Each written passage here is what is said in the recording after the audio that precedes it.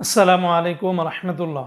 প্রিয় কুয়েত প্রবাসী ভাই বোনেরা, আজকে হলো ফেব্রুয়ারি মাসের 13 তারিখ 2025 সাল, রোজ বৃহস্পতিবার।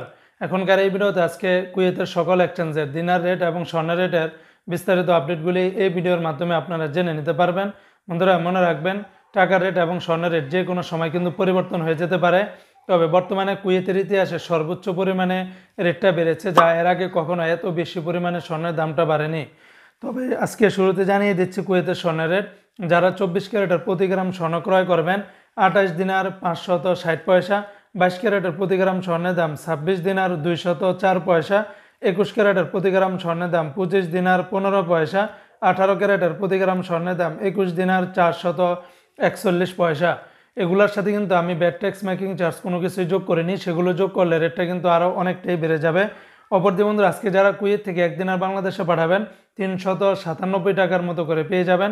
কুয়েতের দিনের রেটটা বিগত কয়েকদিনে কিন্তু বিভিন্ন এক্সচেঞ্জে স্থির রয়েছে, আবার কোনো কোনো এক্সচেঞ্জে কিছুটা পরিবর্তন হয়েছে। গতকালকে যে এক্সচেঞ্জের সর্বোচ্চ রেট ছিল সেটাতেও কিন্তু রেটটা কিছুটা কমেছে। তবে আলমোল্লা এক্সচেঞ্জে 396 টাকা 74 পয়সা, আলমুজাইনি এক্সচেঞ্জেও সেম রেটটা পেয়ে যাবেন 396 টাকা 74 পয়সা, জয়লুকাস এক্সচেঞ্জেও 396 টাকা 74 পয়সা।